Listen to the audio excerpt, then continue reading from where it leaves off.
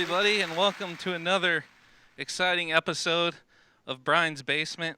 My name's Brian, this is my basement, and I'm awkwardly going to find this chair because I forgot to put my strap on before I started playing here today.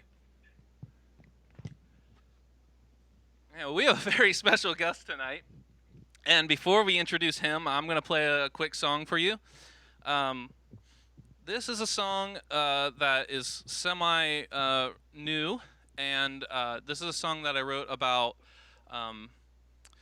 finding empathy with people that are doing irrational things.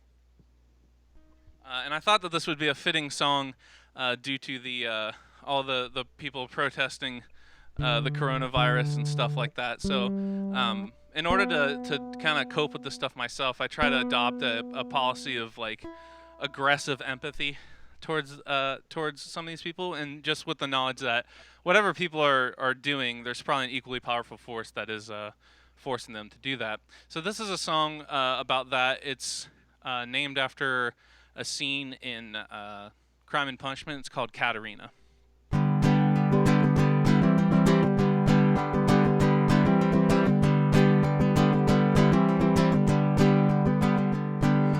Katerina's husband died a few days ago, and he worked every day of his life, and every hard-earned cent to the doctor all it went. And Katerina has been sick for some time, and the future is uncertain as she stares through tattered curtains. But the show must go on. So put your fancy silverware on the table and your plates from your wedding day, and they will see that things weren't always this way.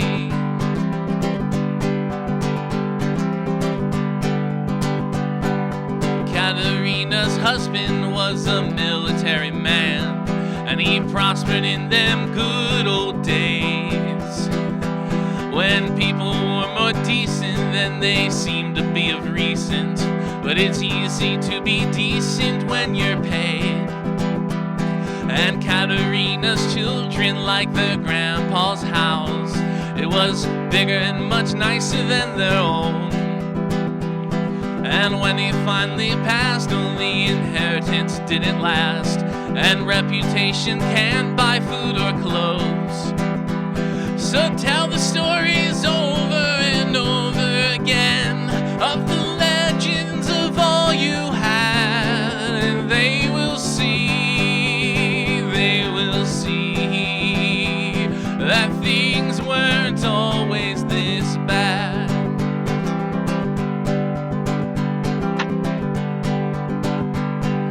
Katerina looks about the party and her guests, and everyone is singing the same song. And he can't pay his bills, and she's hooked on the pills, and there's a man there that doesn't quite belong. He's the richest man in town, and he's boisterous and rude,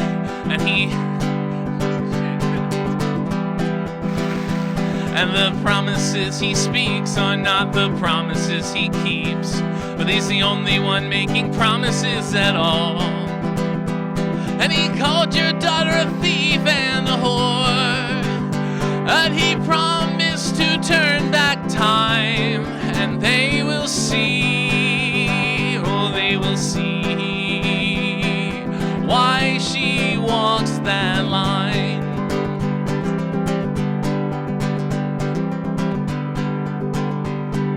Katerina's party is going pretty well so far. She subdues her cough behind her finest dress, and the medicine's running out, but what she's worried about is running out of wine for the guests. And when they finally leave, she's alone with her thoughts, worrying and wondering what comes next.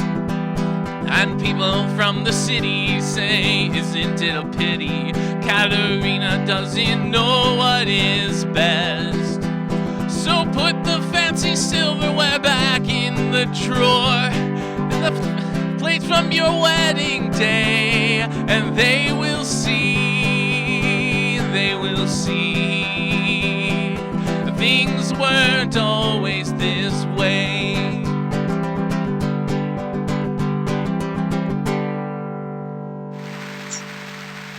All right, thank you very much. So now at this time, I would like to introduce this week's guest. He is a longtime member of the Cincinnati music community. He's been at it a long time, and I met him through the Millions Cafe open mic. So please help me welcome, Frankly Speaking. How you doing there, Jordan? Oh, what's going on? Not much, man. How you doing today?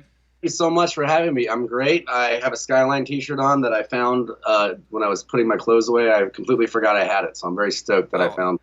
Hell yeah. God, I miss Skyline. Jesus. That was a thing from the old world that you don't get anymore. So why don't we kick it off with a song here, Jordan, as we are apt to do on this show. What do you got for us? This song is called My Friends. It's just a very happy, upbeat song about hanging out with my friends. And it goes something like this. Hell yeah, My Friends by Frankly Speaking on Brian's Basement.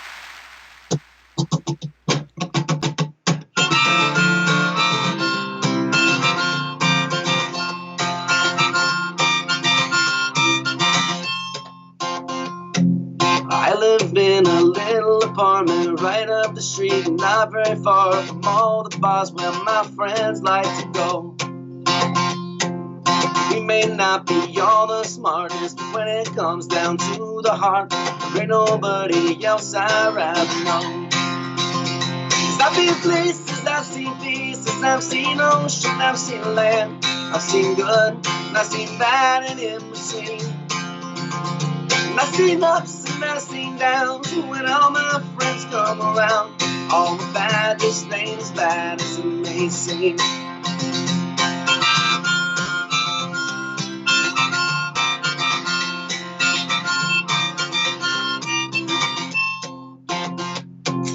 We like playing cards and hanging out in our backyards, and every now and then we all may disagree. When it comes to push and shove, we all will just put down our gloves, smile, we're right where we wanna be. 'Cause I've been places, I've seen pieces, I've seen ocean, I've seen land, I've seen good, and I've seen bad, and in between. I've seen ups and I've seen downs when all my friends come around. All the bad just ain't as bad as it may seem.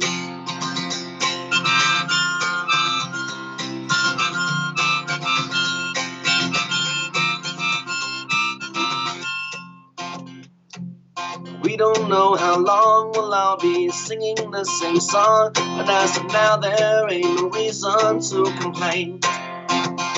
There's a million people that you'll meet, there's no way that they'll compete with all my friends. Now bring back that refrain. 'Cause I've been places, I've seen pieces, I've seen ocean, I've seen land, I've seen good, and I've seen bad, and in between.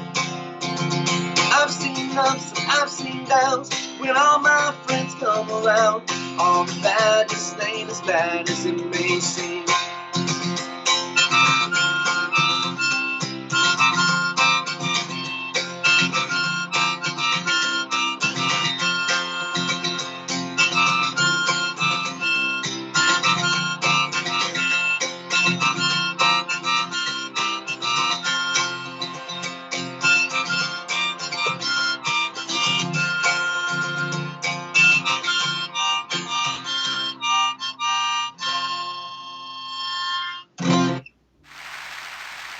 Yeah, man. All right. Well, that was a nice song. Again, you're just full of all kinds of memories about things that we don't get to have anymore, like Skyline and Friends and things. Friend. So so let's kick it off with let's just talk a little bit about how you got started. So this is your main gig. This is you're a you're a working musician. So like, when did you decide that this was what you wanted to do? Was there like a moment where you were like, oh yeah, that's what I want to do with my life now? Um, so music was always something that I was dabbling in growing up. Like when I was 8 years old, I played piano, and then at 12, I quit. And then I didn't want to go to marketing class, so I took choir instead. And then from choir, I went into like the dancing, and it's called premieres, and it was like the fancy choir dancing and doing musicals and stuff. And around that time, I was interested in a girl, and she wasn't interested in me. And I was listening to Simple Plan, the song called "I Do Anything," and I wrote a song of mine it was my first song I ever written. It was called "Wasting All My Time," and it was Nice. basically about wasting all my time, trying to chase this person. And I wrote it to the tune of "I Do Anything," and that was like my first, I guess, career move of, you know, writing an original song and putting it towards an actual, I don't know, passion. But it wasn't until I went to college when I was just kind of, to be quite honest, drinking too much There you and go. I'm seeing a common theme here. It's like girl and drinking a lot. yeah, This seems to be coming up a lot at the show. changed. So I'm sorry. I just had to interject. Go ahead.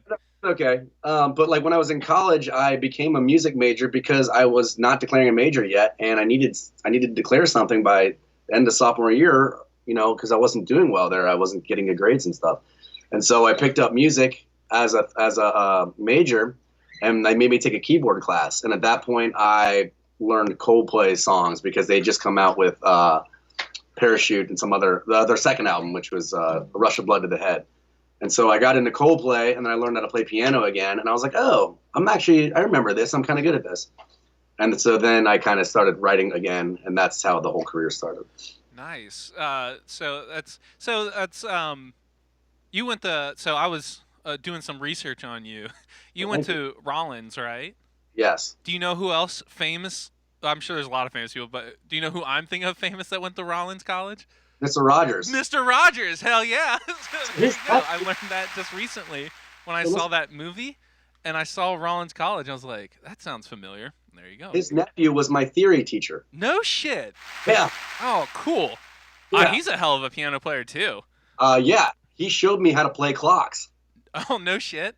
Yes. I played clocks in a high school talent show with a band that we called Blue Streak. Yeah. So shout out to Blue Streak. But yeah, it's funny because when you said Coldplay, that's exact. I was like, oh man, I know what that's all about.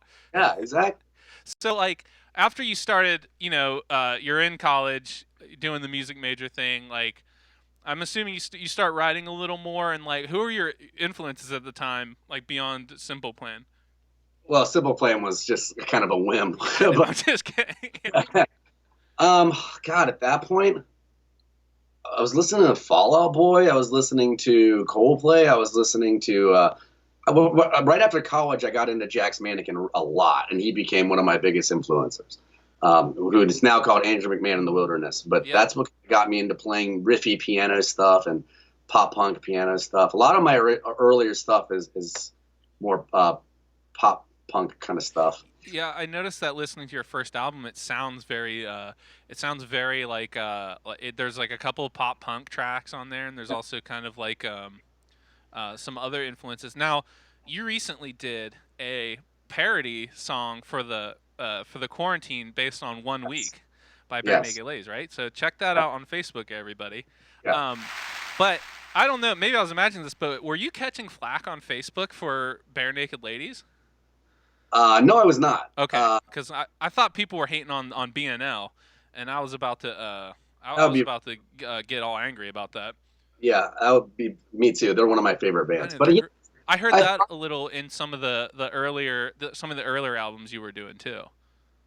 yeah, my earlier albums were just all over the place, man. I mean, even now I can write in a lot of different directions, but I've learned that if you're going to put an EP out or an album out, they should all kind of sound similar.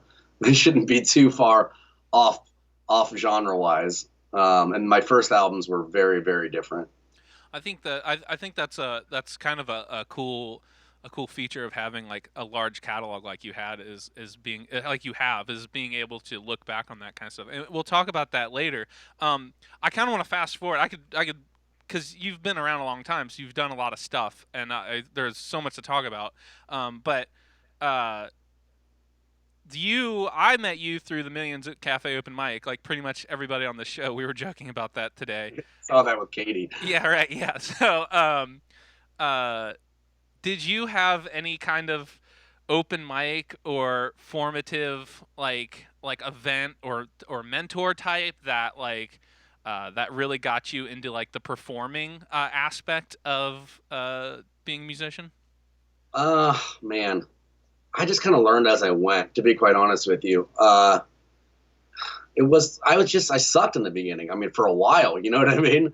Like I remember coming back from LA, and I moved to LA after college, and all the sound setup was set up for you down in LA when you'd play on the strip and stuff. So I moved back to Cincinnati, and I was playing at Stanley's, and I'm like, "Who's running sound?" And they're like, "You." And I'm like, Oh, "Where's the front stands?" And they're like, "You." And I'm like, "Well, I don't know how to do any of that." You know what I mean? yeah. And so it's kind of one of those things where you just got to start doing it on your own. And once I got comfortable with a lot of the covers I was doing and a lot of the originals, you kind of just start being a lot more comfortable in your skin and your performance.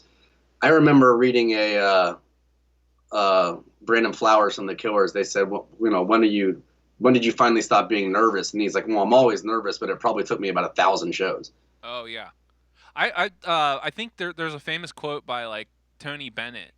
So, again, that's how you're bringing up Brandon Flowers. I'm bringing up Tony Bennett. That's but he says the same thing. He's like 90 now. He's like in his 90s, and they're Yeah, like, "Do you ever stop getting nervous?" And he's like, "If I did, then I wouldn't be like caring about what I'm doing. But like over time, it's a different kind of nervous." that makes Um, sense. yeah. So cool, man. I think it's probably time for another song. What do you got for us? This is a song called it's called "Give Love Time." All right, everybody, "Give Love Time" by Frankly Speaking on Brian's Basement. All right.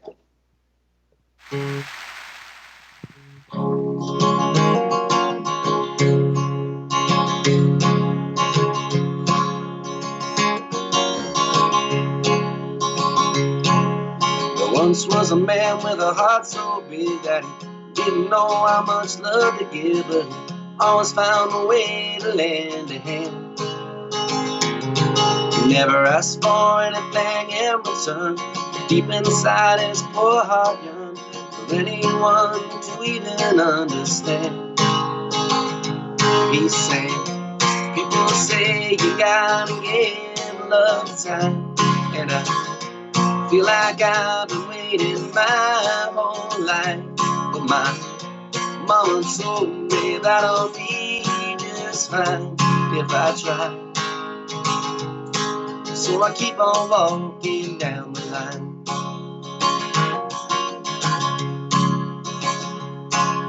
There once was a girl who could sing the Beatles, wore funny hats and light colored needles, always had a smile on her face. Deep inside she was all alone, looking for somewhere she could call her home, and anyone could keep up with her pace. She sang, people say you gotta give love time, and I feel like I've been waiting my whole life.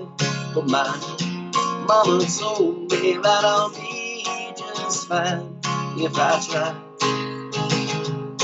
So I keep on walking down the line.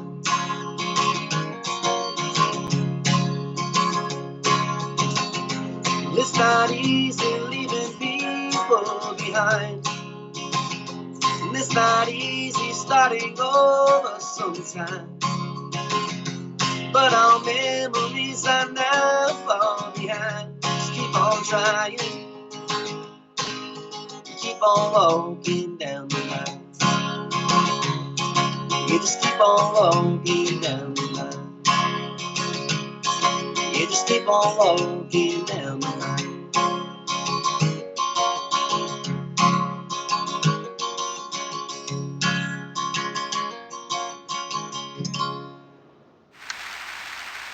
All right, man. I love that one. That's that one just makes me that one just like reminds me of hanging out at Millions, man.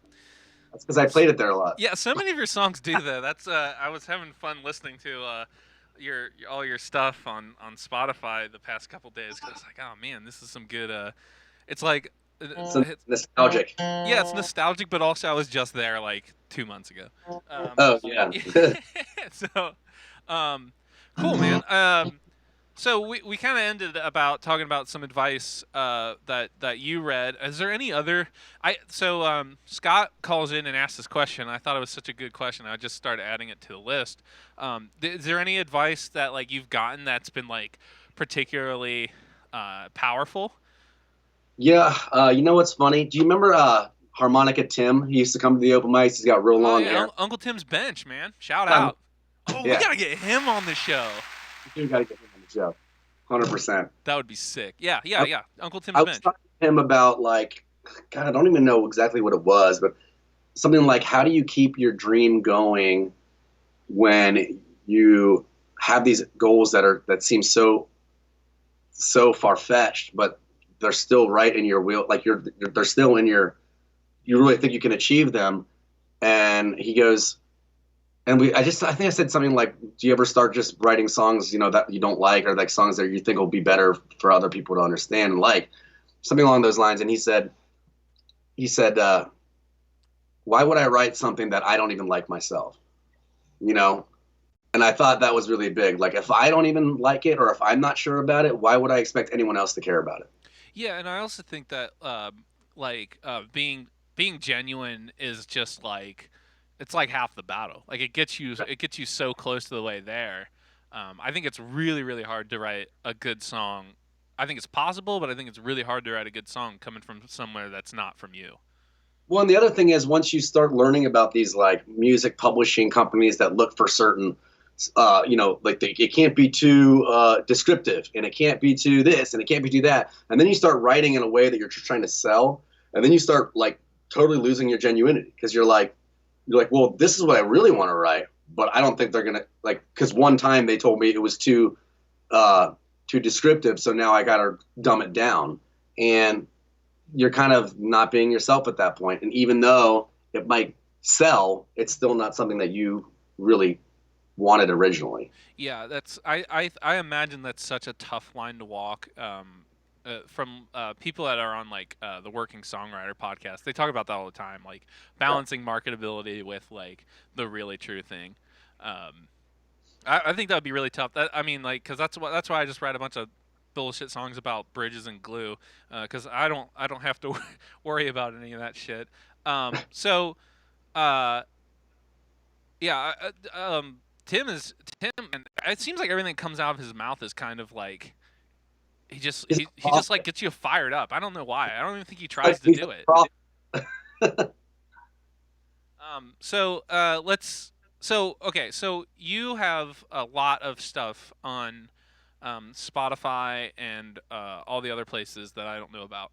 That goes back to like 2008, and Yeah. you have a lot of original content on there. But also, you do like a lot of covers and things. Like you play at the piano bar, and you've been in several bands, and I've seen you down at like Tin Roof and stuff playing. How do you approach?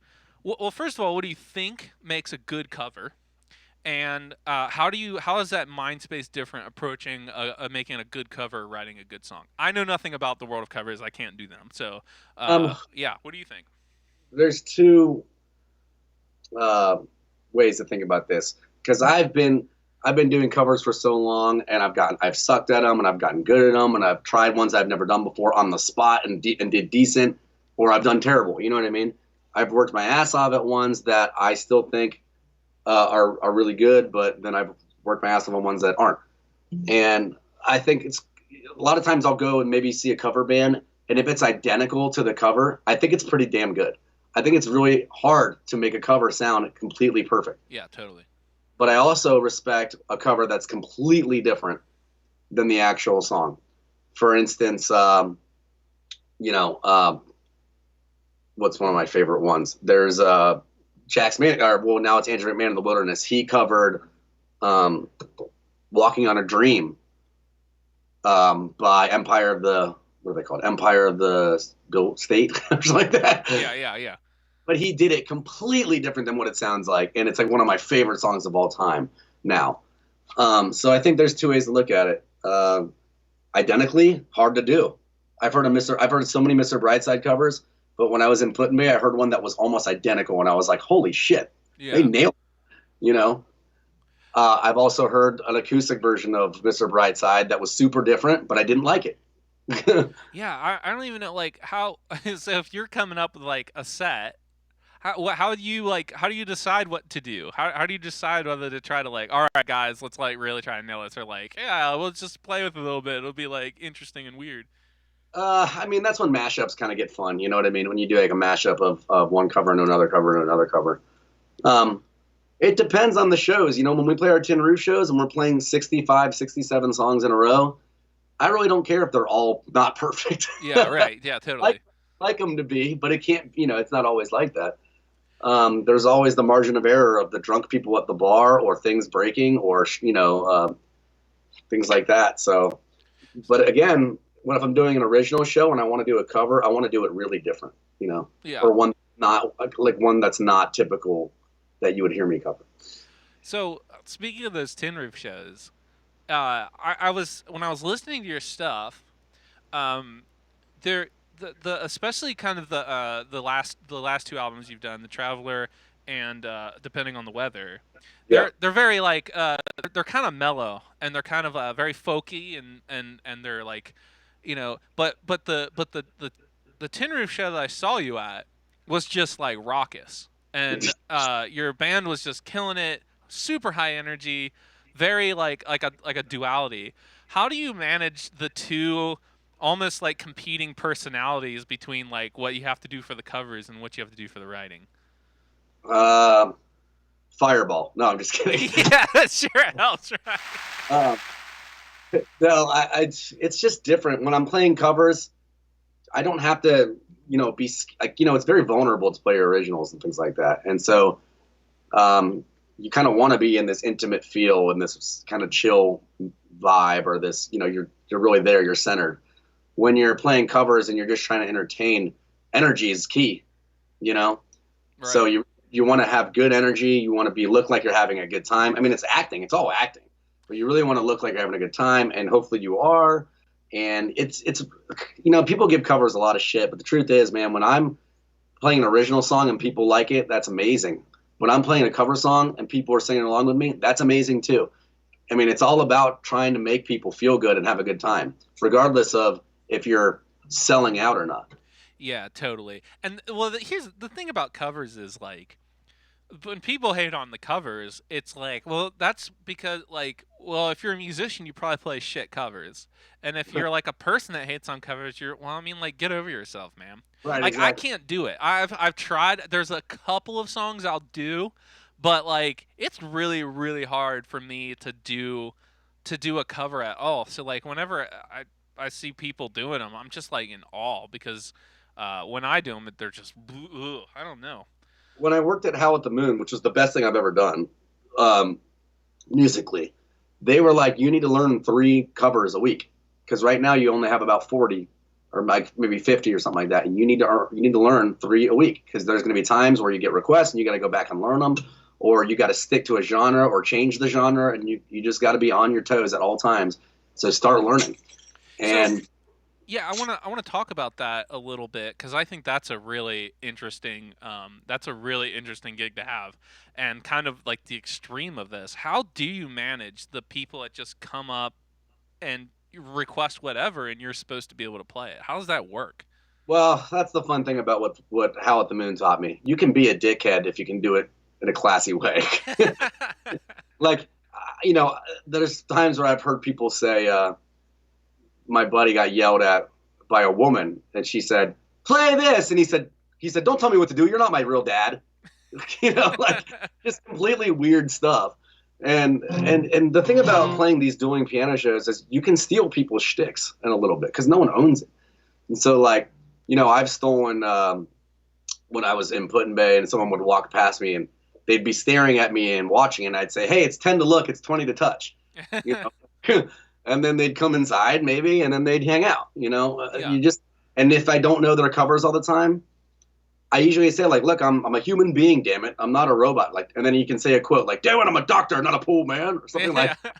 So, well, it's funny because like it's like what you were just saying a minute ago about like it's acting, it's entertaining. That Yeah. the performance piece itself is completely separate than that, the writing or and even like just the technical playing. But like being up there and being able to kind of work a crowd is a whole entirely different skill. That's why I got Scott for in the band, and he never even has a mic, so he just whispers things to me that and I say to people, because I don't know, I just that kind of stuff is tough. So It's its own animal that you have to learn, right. and then you have to know your skill too, and then you've got to know, you know, it's there's a whole art form to it. And that's why, like I said, Howl at the Moon was one of the best things I could have ever done. So you were just to throw this out there, you were slated to play both Bellwether and Bunbury this year, which Yeah, is that is huge, man. Congrats on that. thank you. It was an Um, incredible accomplishment that went woo. yeah, right. Well, I'm sure that it will manifest itself at a later time. But that's super amazing. Those are some of the biggest festivals around. So congratulations on just even though it's not going to happen, just being admitted is a great accomplishment, like you said. Actually, Bellwether hasn't been canceled yet, so hopefully Oh, that really? won't. Oh, great. Okay. Well, so what are some other? Do you have any other like memorable gigs or events that you've done? Because I've seen, you've got pictures of on Fountain Square and with like Tin Roof is through hundreds of people and stuff like that. Is there any particularly special gigs in mind? We played opening day a couple years in a Oh row shit. at the block party of the band. That was really, really fun. I mean, you just look over a sea of people, just a sea of red, and it's like, I mean, it's just there's no feeling like it. You're on a pretty big stage. Everyone's kind of dancing and singing along, and you got people running sound for you, and it's great. That was a really memorable moment. There's a lot of memorable moments that won't seem as glorious as they are. Like one of the first times that I played in LA, I played at Viper Room, and it was one of the scariest moments of my life because I was playing with my producer at the time, who was pretty much just played acoustic and sang, and I sang and played piano, but I'd never really sang in front of a microphone. I was at Viper Room on Sunset Strip. I didn't sell enough tickets, so I had to overdraw my money, my checking account, to be able to pay the promoter to be able to play. Jesus. And I was in between two massively punk rock bands, like screamo, kind of like the great energy people, and I'm up there singing like wasting all my time and like Remember Today and all these very just indie pop acoustic songs.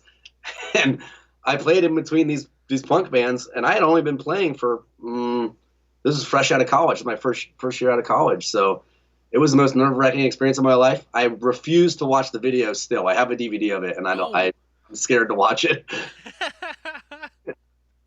That's great, man. Yeah, so that's super cool, man. Like you've done so many things, and you've been doing it for such a long time. It's super. I'm sure you just have stories galore.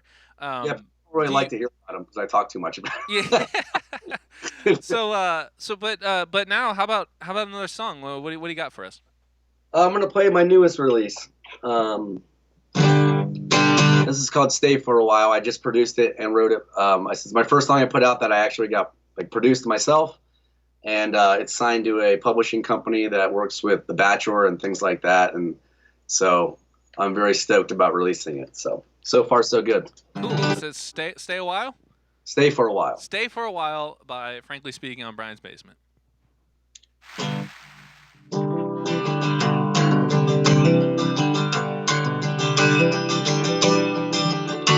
You watch and you laugh as I play the fool. And I know you're well, and I love when it's full.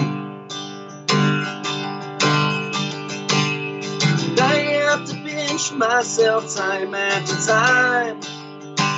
No, someone like you will say that you're mine.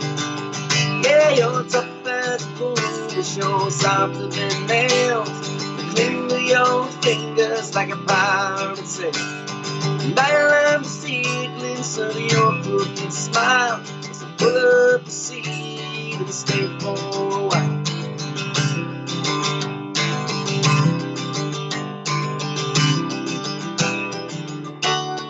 Everyone knows they can live in your light.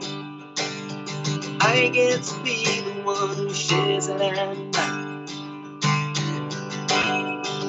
If the someone's only just started her journey, it's gonna be one hell of a hero story. Yeah, you're tough as a bull, but you're softer than nails. They cling to your fingers like a pirate sails. And I love to see a glimpse of your crooked smile. So put up a seat and stay for a while.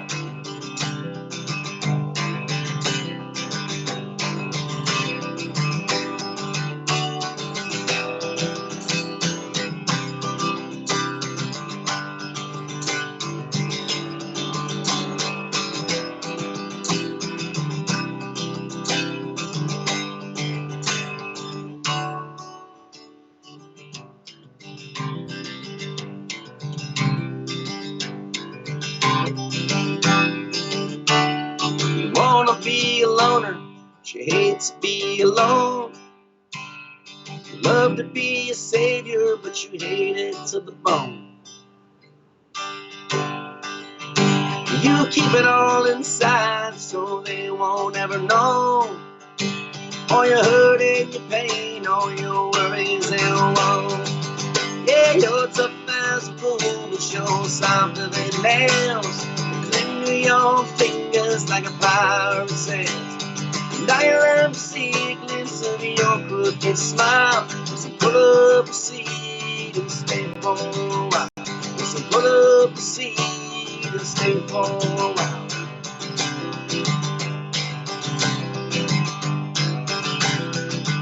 Won't you stay for a while?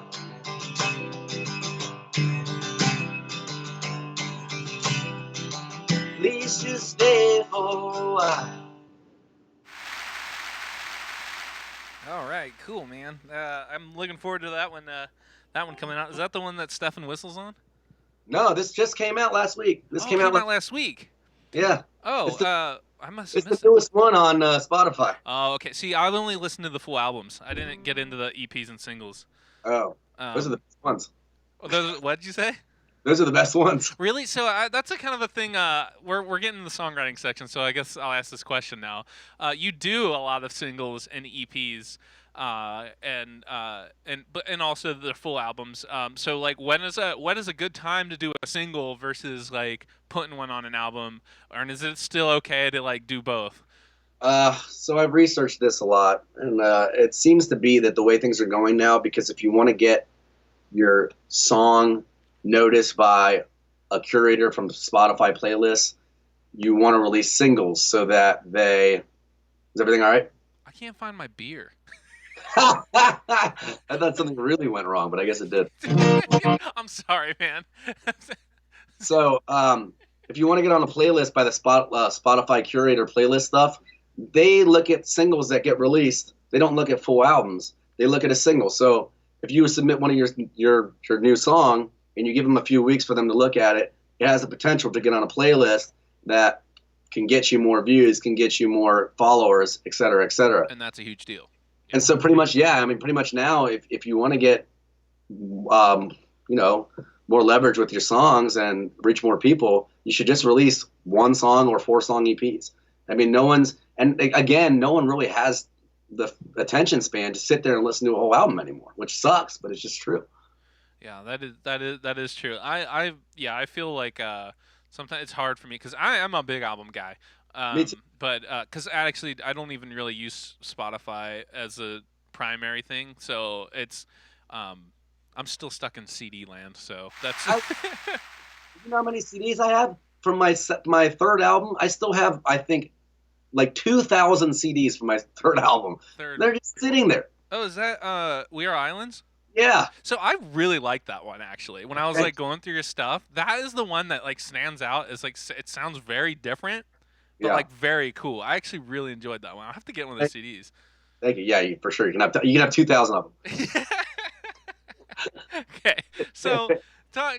let's talk a little bit about songwriting. So what is your process like? How does a song go from a thought nugget in your head onto paper into the studio, and like what are your kind of like ideal conditions for incubating a song? So I don't force songwriting. I've tried it before. I don't like it. I don't. I mean, I know it's a good exercise for some people, and maybe I was listening to Katie on here, and it was such a cool idea. What she said, sometimes I just write words that rhyme, Yeah. and then I figure it out, and I was like, that is so cool because you can really get your mind going. You can get your juices flowing, so to speak. And but like you never know. Like sometimes, like the other day, I was driving to Florida, and I had these four lines come in my head as I was driving because I think a lot when I go on drives. That's usually when I think and I want to write a lot. And I literally just got my phone out and wrote down these lines on my notes. There's no melody to it yet. It's literally just things I was thinking that I needed to write down. There are other times when I'll sit down. I don't want to brag, but I always can sit down at a piano or something and just come up with a cool riff. I can always come up and sit down and just come up with something. The hard part is, and a lot of it's from playing so many covers, is to write a melody that doesn't sound like something I've already written, I've already heard, or too much like the melody itself that I just created. Yeah, it's tough. Um, and I've gotten very stuck in that in my ways. So I'm always excited when I can come up with a melody that's very different. But as far as songwriting is concerned, man, it really just depends. I really like rainy days and snowy days. For some reason, that inspires me a lot to write. I'm a very melancholy person. I appear to be happy, but I'm very melancholy. Uh, I think that's why I gravitated towards Coldplay in the beginning. Yeah, right. So do you usually write with the piano or the guitar? It's just lately it's been guitar, Okay. um, but it's only because again it's my influences. Like Gregory Allen Isaacoff has been a huge influence to me in the past few years, and that's how I wrote "Give Love Time," and that's how I wrote, and that's how I kind of based my production recently on "Stay for a While." Very not overproduced, basic stuff, very organic. Yeah. Um, So, speaking of that, your sound has changed. And I kind of talked about this before. Like, from you've got 12 years of stuff out there, and your sound has definitely changed from like really rock, even like pop punk type influences. But your last two albums are very folky. yeah. So, do you think that is just the process of finding your sound, or is it just kind of like a natural evolution of what's happening and what's influencing you, or a combination of the both? I really don't. I mean, when the Lumineers came out, they did something that I hadn't heard.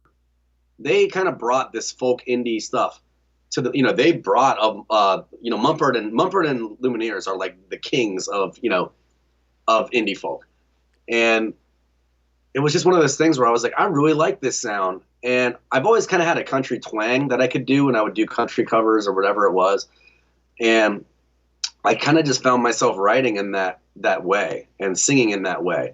But I also have songs where I can do Jack Johnson type vocals or punk kind of stuff. Again, I guess that's why, because I've been doing covers so long, that's why I can do that. But yeah, I just really like the indie folk sound, and the way I was writing seemed to fit that style more than anything else.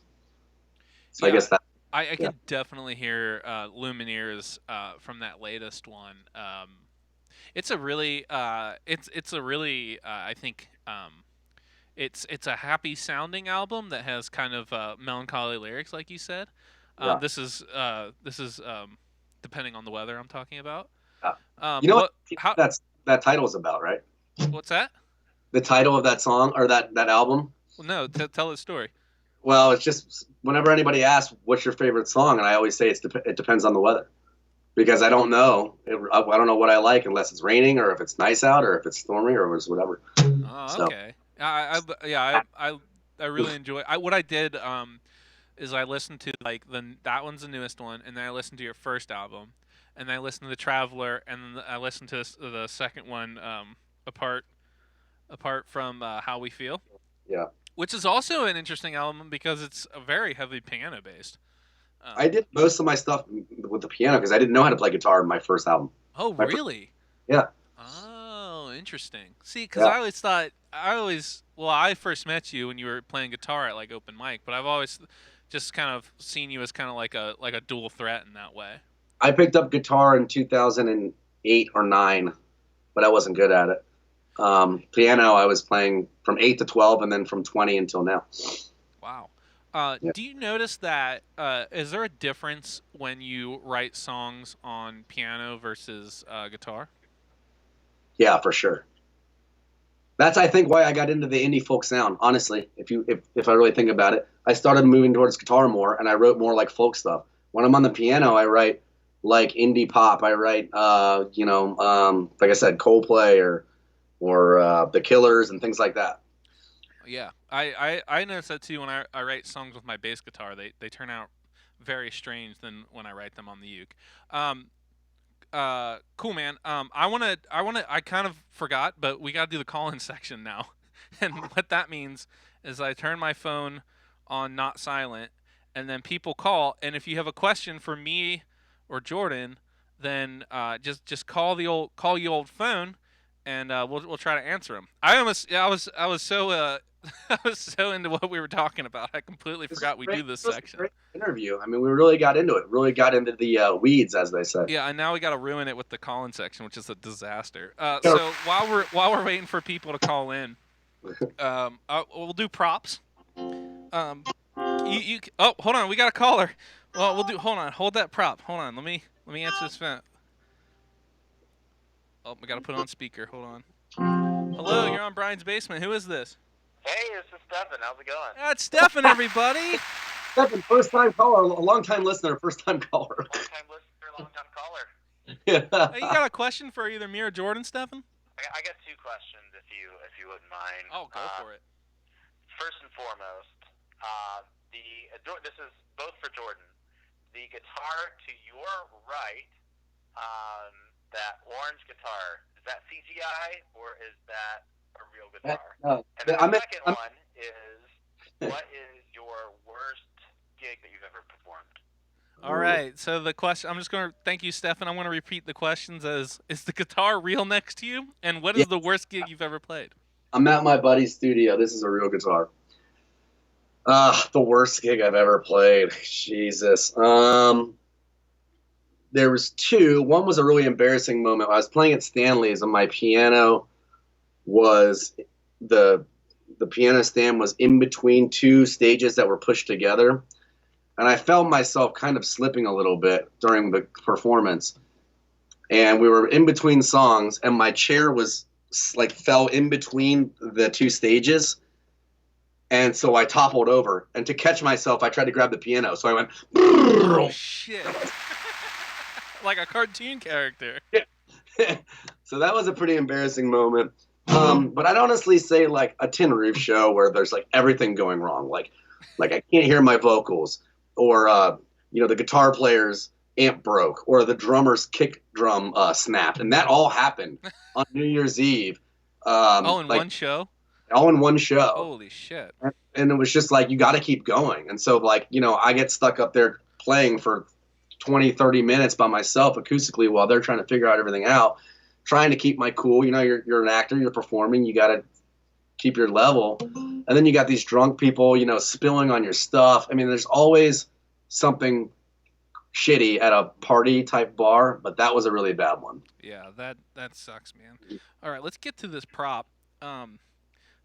Can you see the screen, Jordan? Yeah. Can you see what that is? Can you see? Yeah, but is it an answering machine? What is it? It's actually a 1970s personal tape recorder. Yes. This is the recorder that I recorded House on Edgar Street on. No way. And I bring this up because I feel like every time I see you, you say, "Hey, you need to re-record House on Edgar Street." So I thought that was a fun prop. We got another caller though. Who is it? Hello, you're on Brian's Basement. Who is this?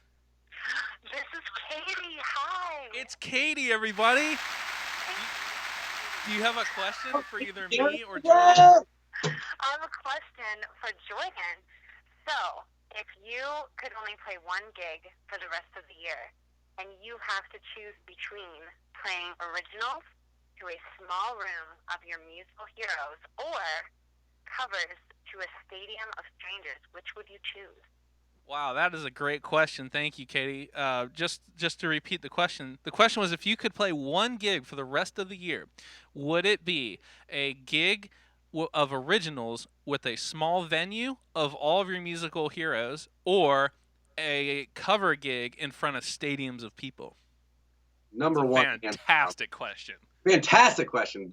God, I love Katie. That was a great question. And if you would have said original songs to an intimate setting to like my close friends versus a cover show to a huge stadium, I'd say covers stadium.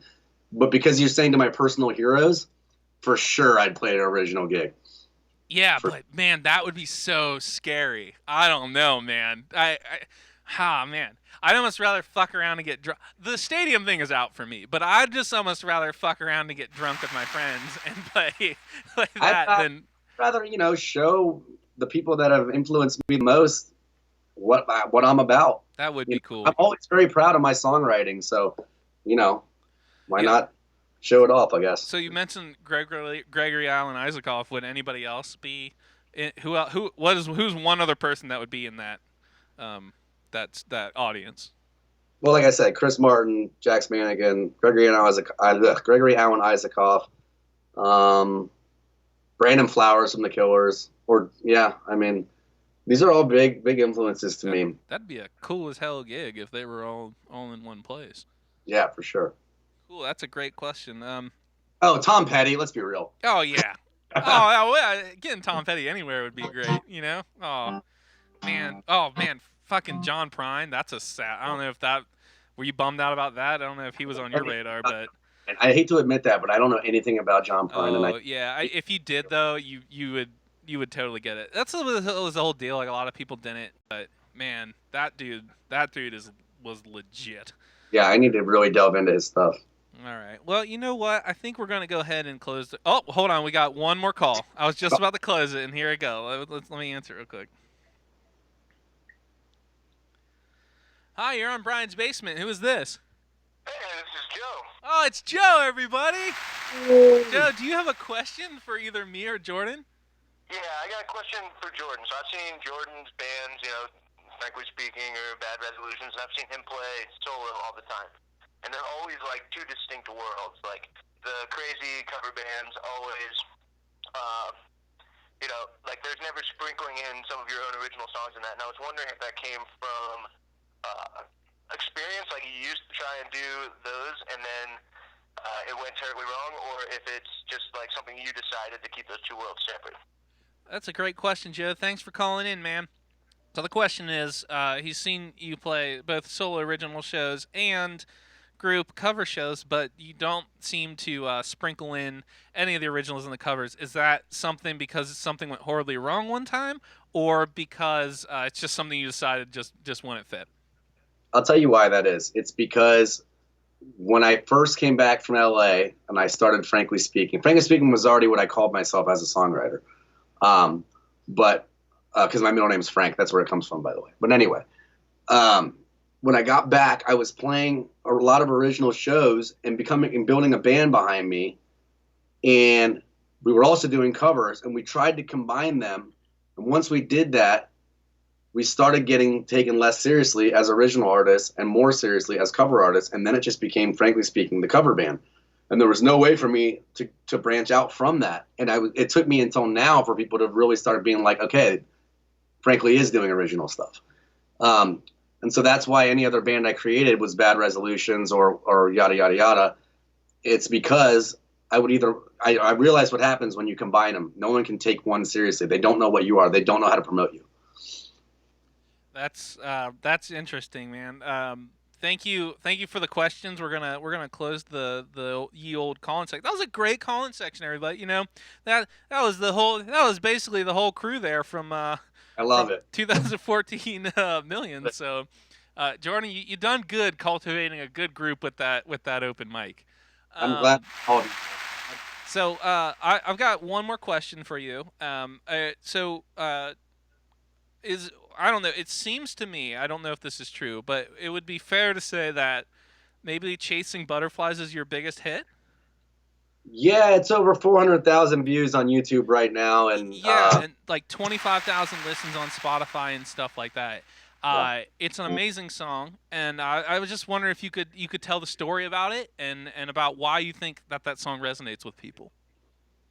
The story is my dog at the time, who was 5 years old, was sick and was diagnosed with lymphoma and was given about, if it was put on steroids, he was given about 12 months to live.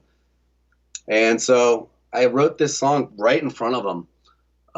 It was like one of those that just hit me. I wrote it right away. There was no like kind of editing or anything like that. I just wrote it. And a buddy of mine named Ahmad Rashidi and I filmed a music video at the Red River Gorge, walking around with my dog. That was about 2 months before he passed away.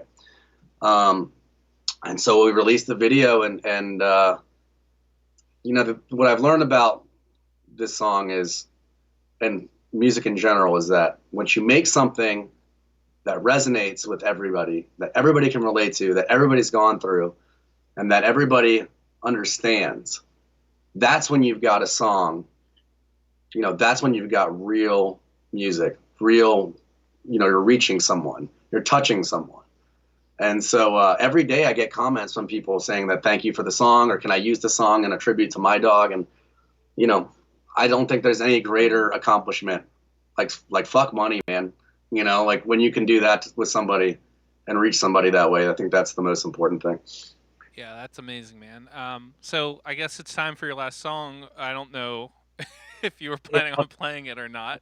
Chasing Butterflies. Okay, so this is frankly speaking, Chasing Butterflies here on Brian's Basement.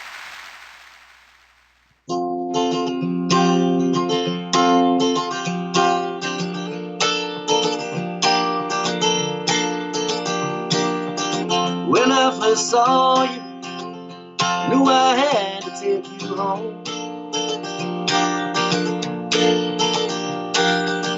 My friends, they argue I couldn't raise you on my own.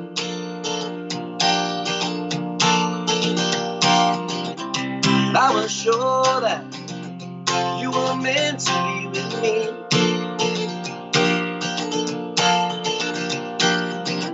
You were my angel, sent from above to set me.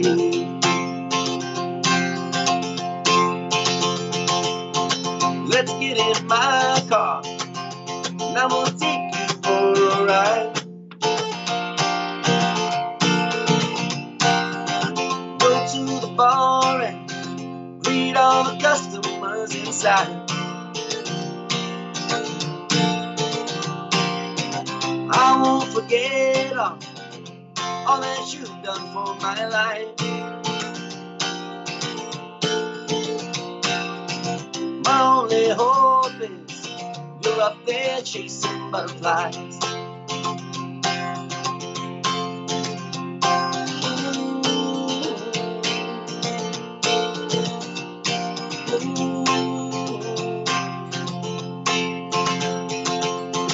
Through all the hard times, you were right there by my side.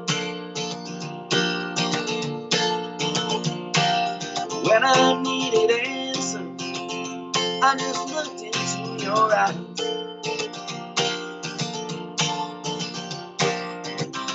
Oh, I don't know all of the love you felt inside. My only hope is you're up there chasing butterflies.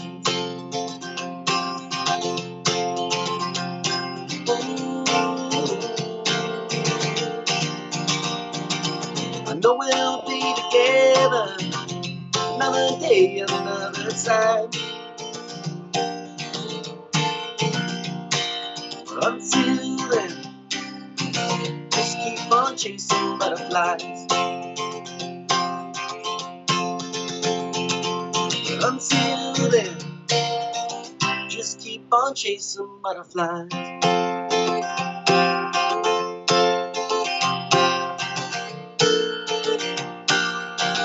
Just keep on chasing butterflies. All right, man, that was great. I think that's such a sweet song, and it's just such a well written song, and it's done. It's so kind of positive and cheerful despite the circumstance. I think it's fantastic, man. Thank you so much. I appreciate that. Thank you So, for having me, Brian. oh yeah, man. So, before we go though, we gotta do the final portion. That's plugs, man. You got any shout outs? What are you working on right now? You were just recording something before you came on the show.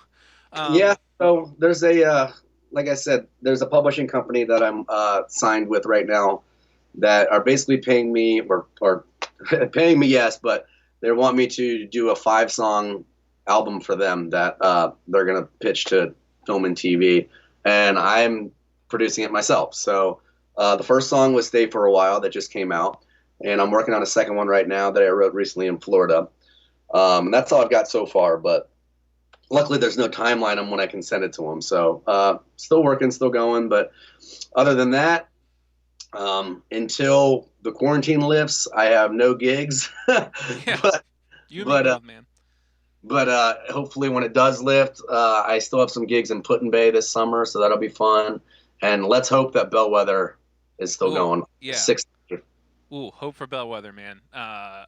I'm pulling for that one. So you did are you doing any live streams, anything like that? I know you did one for Cincy Music. Was it Cincy Music? Yeah.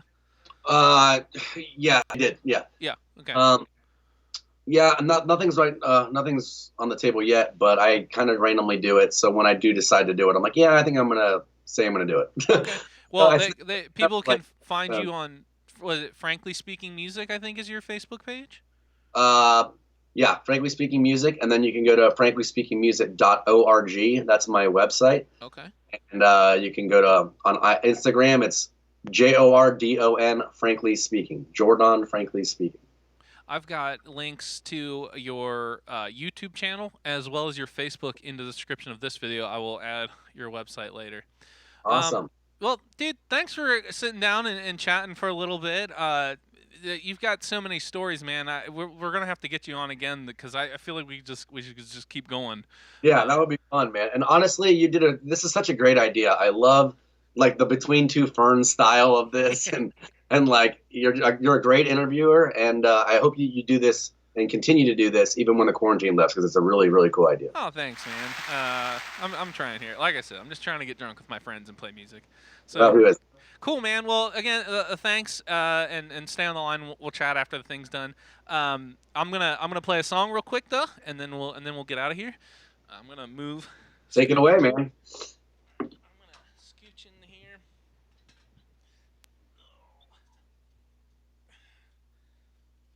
All right. Well, I'm gonna play a song that one of the songs I'm more proud of is this song called Super Glue, and I've got to play it at two of my friends' weddings, and with you, Jordan, at Joe's.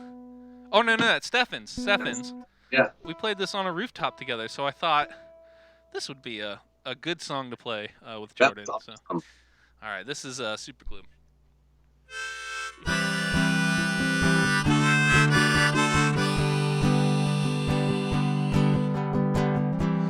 I want you super glue, fixing all these little things so I don't have to buy them new, and you fill the little cracks I find in my life, my super glue. I need you super glue, slathered all over my life so I don't fall apart in two, and I think I'll keep it all together with you, my super glue.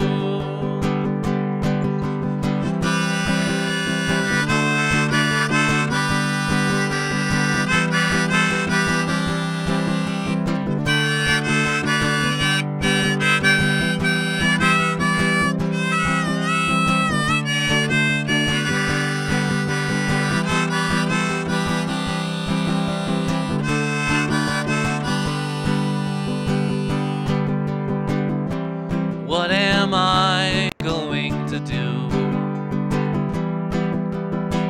when you're all but spent out with me, and there's nothing but an empty tube? What the hell am I supposed to do without you, my super glue?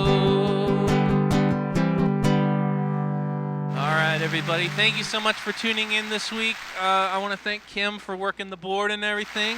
And as always, have a great, fun, and safe week, and hopefully we'll see you again. So thank you. Oh, and don't buy Lee Oscar harmonicas. They suck.